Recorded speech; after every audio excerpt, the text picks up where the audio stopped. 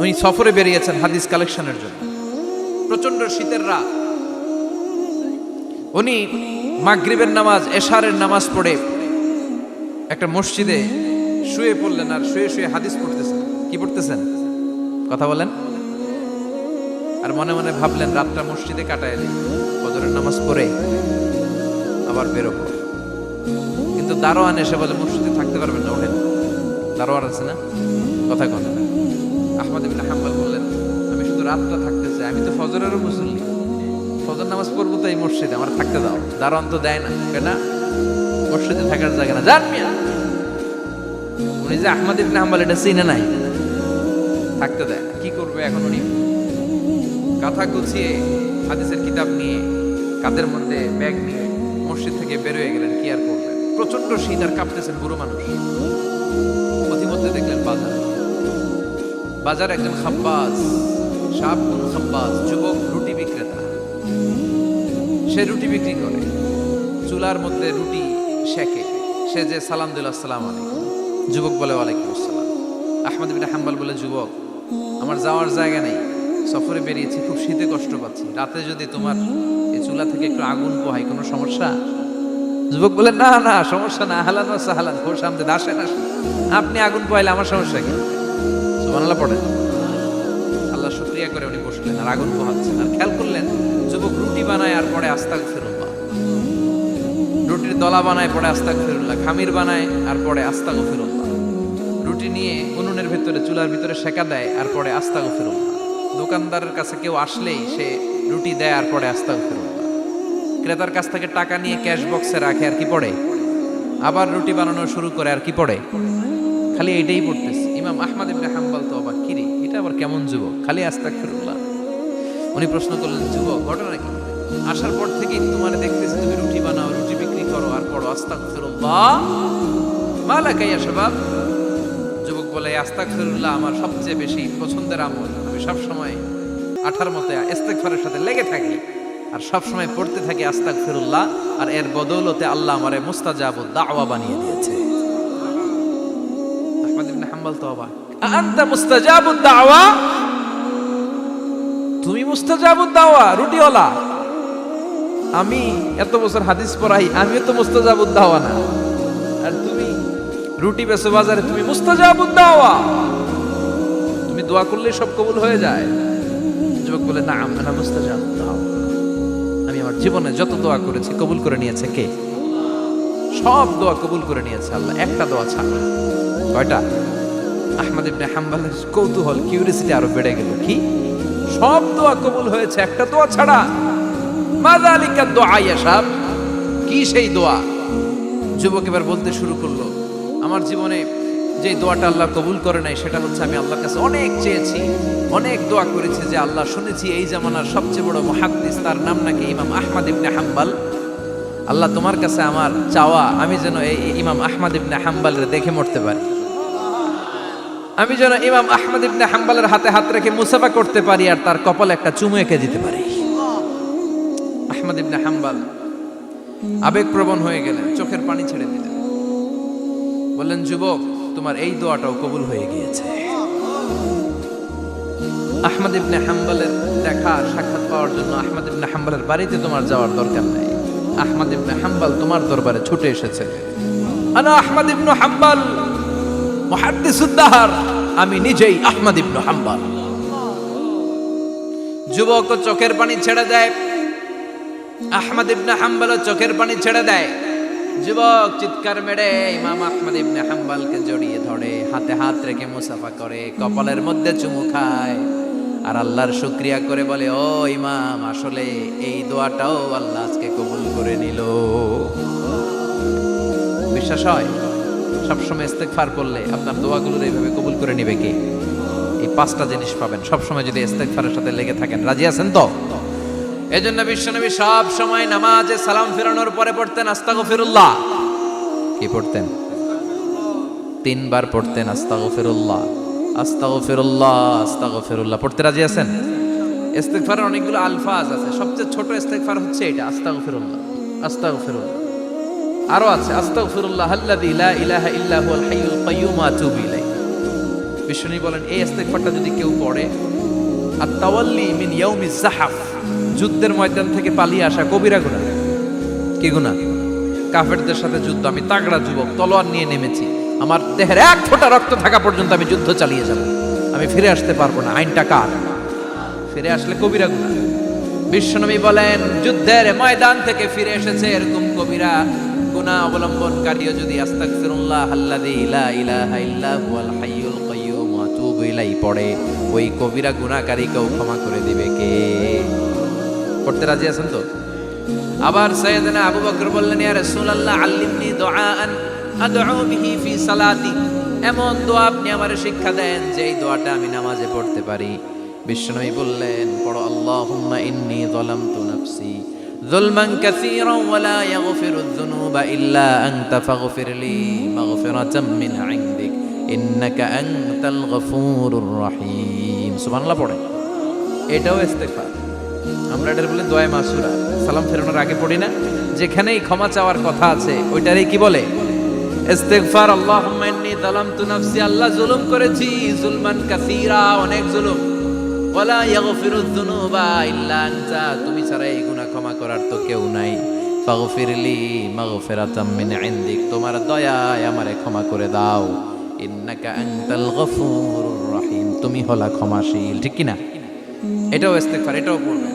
আর এই সব ইস্তেগফারের শ্রেষ্ঠ ইস্তেগফারের নাম সাইয়্যিদুল ইস্তেগফার। যত ইস্তেগফার হতে পারে এর মধ্যে সবচেয়ে শ্রেষ্ঠতম ইস্তেগফার নাম কি? কথা কয়।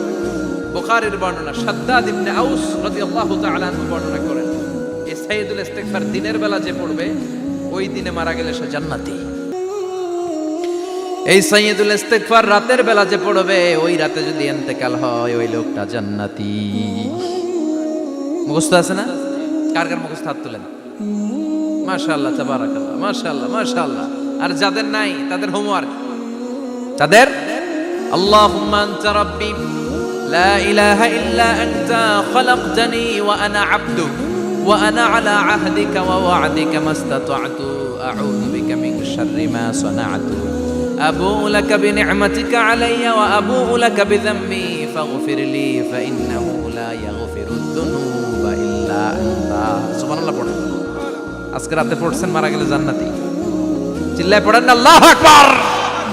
এজন্য বিশ্বনবী বলেন আমার আগের গুনাহ মাফ, পরের গুনাহ মাফ, তারপরেও প্রতিদিন আমি 70 বার তওবা ইস্তেগফার পড়ি। আজকে থেকে পড়তে রাজি আছেন তো?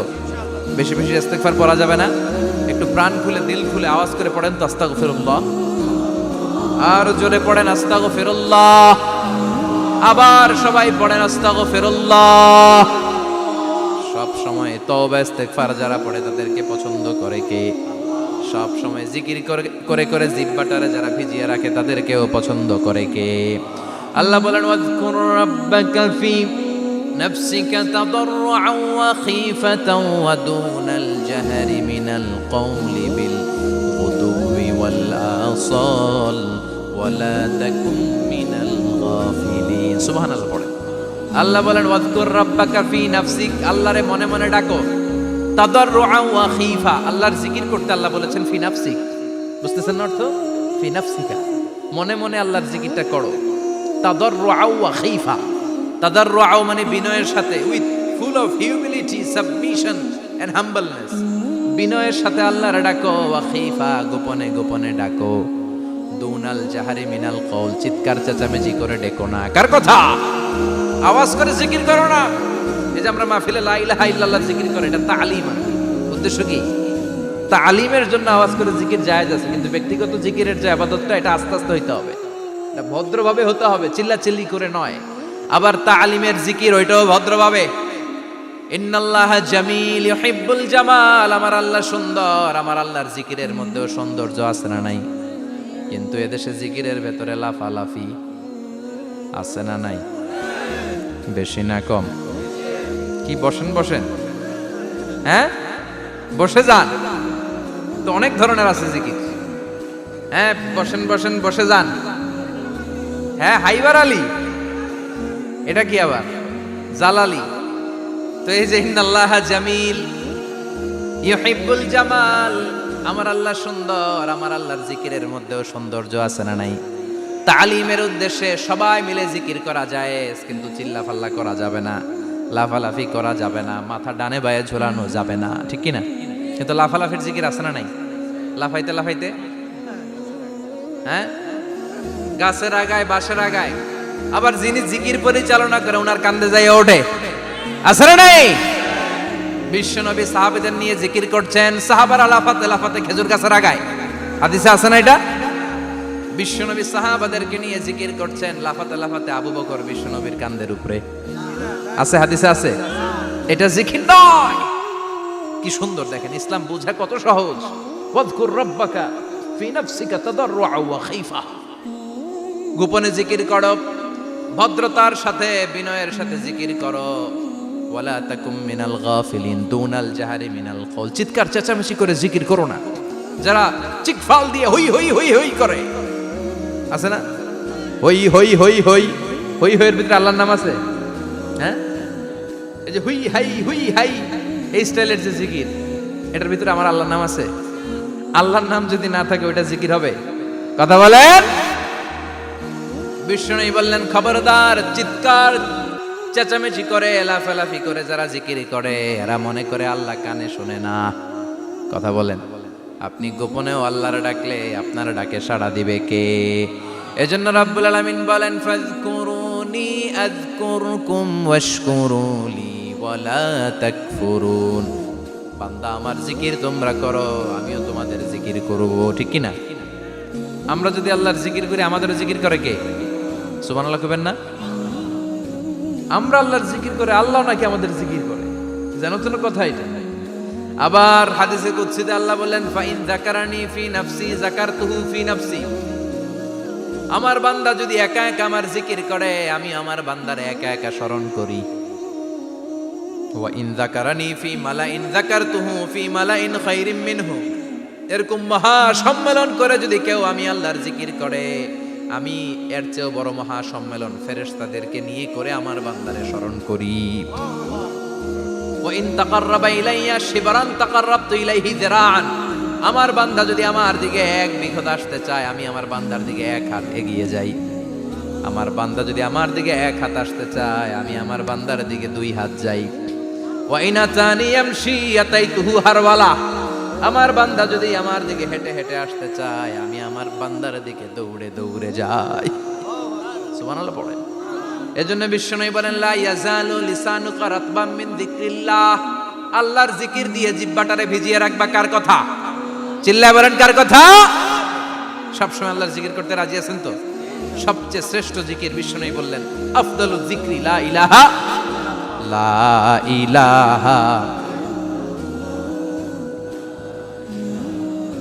লা ইলাহা ইল্লাল্লাহু মুহাম্মাদুর রাসূলুল্লাহ সাল্লাল্লাহু। সবচাইতে শ্রেষ্ঠ জিকির লা ইলাহা, এর চেয়ে শ্রেষ্ঠ জিকির আছে? কথা বলেন। বিশ্বনবী বললেন, মান ক্বালা লা ইলাহা ইল্লাল্লাহ সিদকান মিন কলবিহি, একনিষ্ঠতার সাথে অন্তর থেকে কেউ যদি জীবনে একবার বলে লা ইলাহা ইল্লাল্লাহ, দাখালাল জান্নাহ। তার যদি পাপ থাকে, অন্যায় থাকে, ওই পাপ আর অন্যায়ের শাস্তিগুলার পরে কোনো না কোনো দিন আমার ওই বান্দা জান্নাতে ঢুকবে। একবার যদি খালিসান মিন কলবিহি সে পড়ে লা ইলাহা ইল্লাল্লাহ, তার জন্য জান্নাতকে অবধারিত করে দিয়েছে কে? আবার এটার নাম আল্লাহ দিয়েছে কালিমায়ে। কথা বলেন। দরাবাল্লাহু মাসালান কালিমাতান তাইয়িবাতান কাশাজারাতিন তাইয়িবাতিন আসলুহা সাবিতুন ওয়া ফারউহা ফিস সামা। সুবহানাল্লাহ। পবিত্র বাণী এটা কালিমায়ে তাইয়িবা। আবু সাঈদ আল খুদরি থেকে বর্ণিত, মুস্তাদরেকে হাকিম আর সহিহ ইবনে হিব্বানে এসেছে। বিশ্বনবী বলেন, মুসা আলাইহিস সালাম আল্লাহর একবার প্রশ্ন করলেন, ইয়া রাব আল্লিমনি দুআআন আদউ বিহি। আপনি আমার এমন একটা জিকির শিক্ষা দেন যে জিকির দিয়ে আমি শুধু আপনার জিকির করব, কেউ এই জিকির করতে পারবে না। এই জিকির জানবো শুধু আমি, আর জানবেন। কথা কোন? প্রশ্ন করছে কে? হ্যাঁ, কাকে করেছে? আল্লাহ এমন একটা জিকির শিখান যেই জিকির কেউ জানে না, আমি জানবো, আর ওই জিকির দিয়ে প্রাণ ভরে আপনারে ডাকবো। আল্লাহ বললেন, মুসা পড়ো লা ইলাহা লা ইলাহা ইল্লাল্লাহু মুহাম্মাদুর রাসূলুল্লাহ।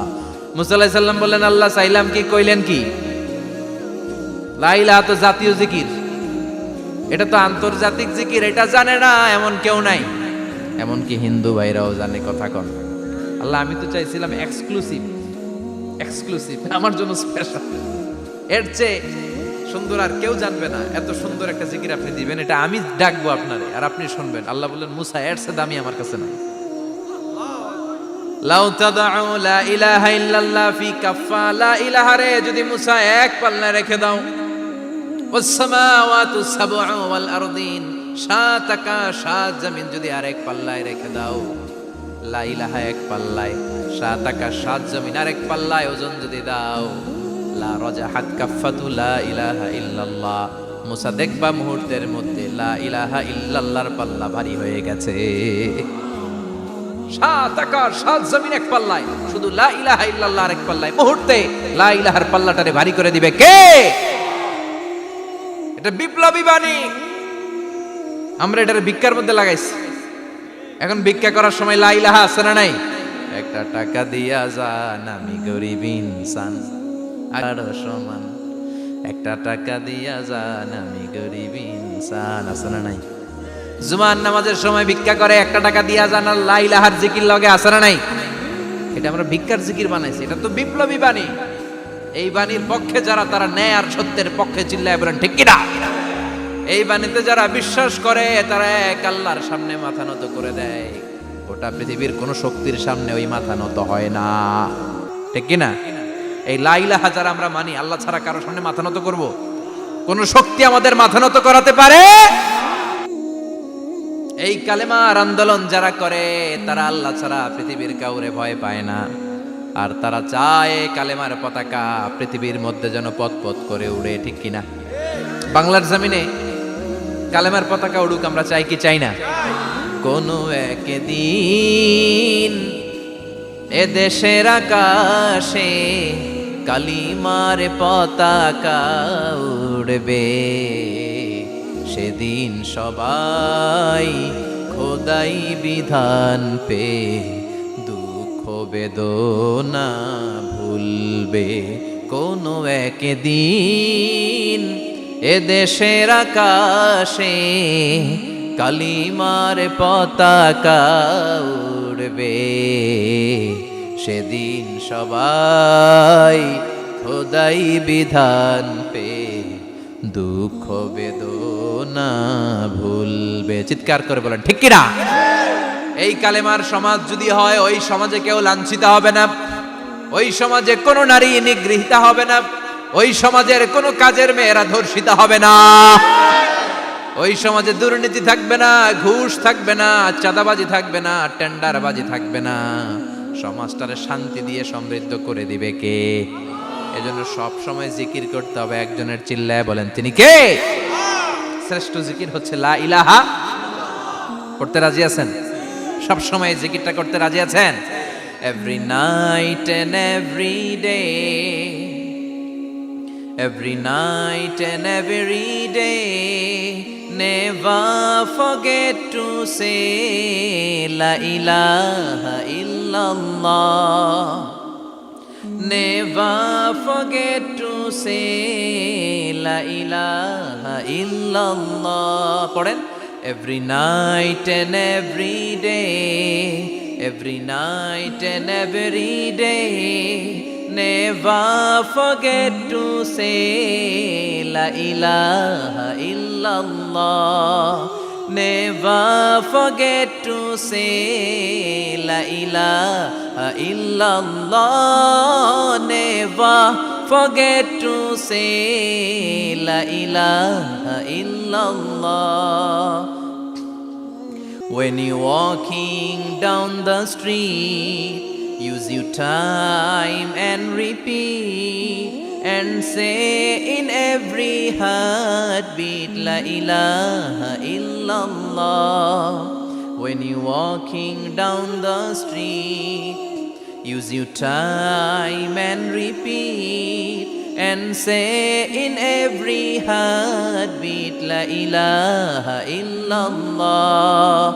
Every night and every day, every night and every day, never forget to say La ilaha illallah. চিল্লায় বলেন ঠিক কিনা?